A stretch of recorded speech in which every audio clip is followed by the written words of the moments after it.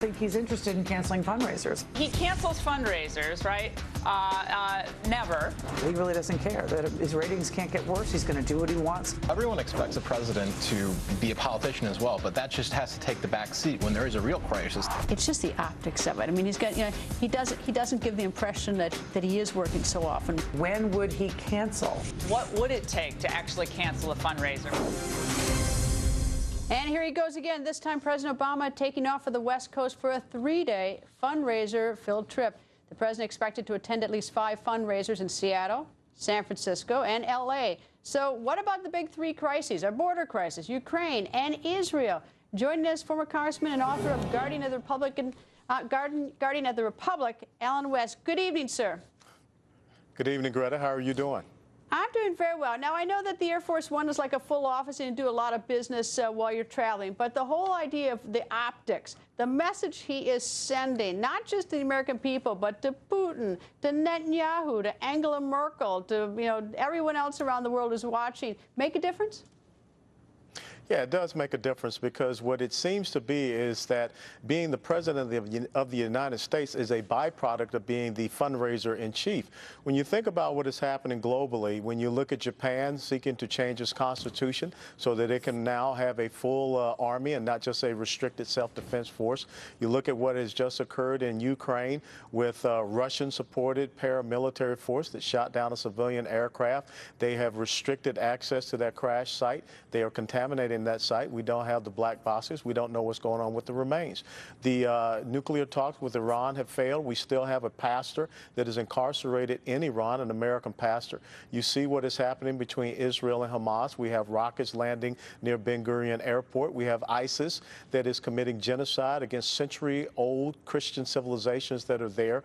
We have a crisis on our border, a state governor who has sent the National Guard to the border, while we now still have a United States Marine in a prison in Mexico. Now's not the time to run away from the White House. Now's the time to show resolute leadership.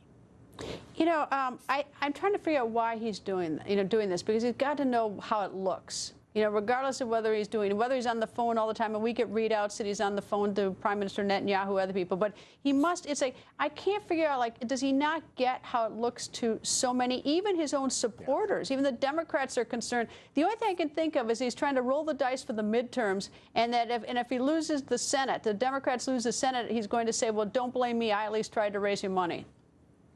Well, then obviously it is an act of narcissism where he is focused on himself, and so that he is not held responsible for anything that comes out of the midterms. But let me put it in perspective, having been a former military commander.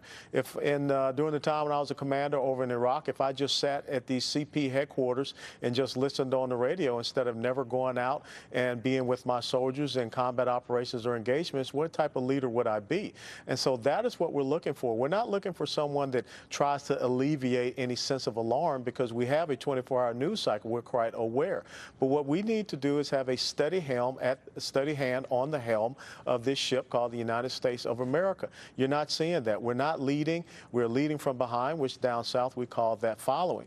And I believe that the president is more so concerned about going to these fundraising events where he's applauded. It is all about him, instead of sitting there in the White House and making some of these tough decisions and alleviating some of these issues that we see across the country and including the world.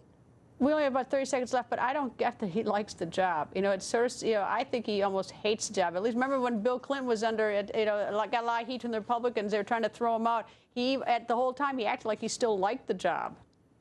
Yeah, that's a very key point. I think that in the first 2 years when he had the House and Senate, he was free to do whatever he wanted and get his agenda passed. But now when he has to show an ability to lead and also to inspire people to follow him, he's failing in that aspect. And so what do? You run away and you get on Air Force One. And that carbon footprint is getting kind of big, I would say. Congressman, thank you, sir. Thank you, Greta. And convert or be